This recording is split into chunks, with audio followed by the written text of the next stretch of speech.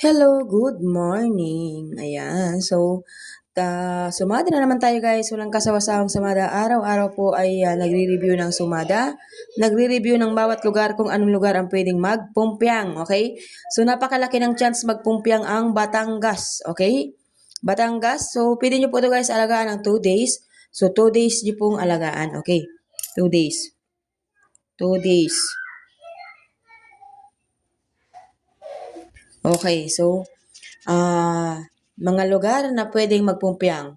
Okay, meron dyan Batangas, Pampanga, Tarlac, Nueva Ecija, Ilocos Sur, Romblon, Bataan, Angeles, Santiago City, Pangasinan, at Muntinlupa. So, kung nagtatanong kayo guys kung anong pumpiang, ayan o. Kasi meron talagang iba na hindi marunong umintindi. Kasi ang akala nila nakatapat dyan sa Angeles, yun ang sumada ng Angeles. Hindi po. Kasi nakita nyo po yan, mga lugar na pwedeng magpumpiang, ito po yung pumpiang na tips na pwede ninyong tayaan. Okay na ba? Naintindihan ba? Hindi po yan kung alin yung katapat, yun po yung pumpiang natatayaan ninyo. Kasi po, 1, 2, 3, 4, 5, 6, 7, 8, 9, 10, 11, di ba? So, ang pumpiang na binigay ko ay lilima lang naman na numero. So, ibig sabihin guys, para sa lahat yan.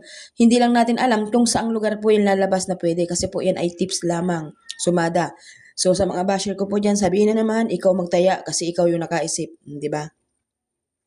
Wala naman ako sinasabi sa inyo guys na yan po yung lalabas ngayon. So, yan po ay tips na pumpyang na maaari ninyong tayaan. Kasi syempre guys, mahirap pong hulaan talaga ang pumpyang. Yan po talaga sa lahat. Yung numero nga nalalabas na 2 ay nahihirapan ka, pumpyang pa kaya, di ba? So, mahirap din po yon. So, swerte mo kung matimin natin yung numero na lalabas. So, ganun po yun guys. Hindi po ibig sabihin magkatapat dyan sa lugar na yan, ay yan na po yung lalabas. Hindi po. Kasi po, yung lugar na yan, ito po yung tips na pumpyang na maaaring tayaan ng bawat lugar na nandito. Okay? So, yun lamang po. Maraming salamat. God bless po sa inyo lahat. Hello, good morning everyone. So, meron po tayong pumpiang at kapit na pwedeng tayaan kahit saang lugar. Ano? So, kahapon, marami po yung mga nanalo siguro sa iting sumadang pumpiang, di ba? So, nanalo po yung panalo yung ating tips sa STL ng Sorsogon, pumpiang 18. Saka meron din pong nakuha sa ating pong kapit kahapon, di ba? So, ngayon sana ay meron din pong makuha at marami pong makataya. Marami din pong makapili. Ano? So, sabi niya nga yun guys, So, kung halimbawa guys, hindi pa sa inyo nagkakapit, so meron po tayong kapit dyan na maaari ninyong tayaan.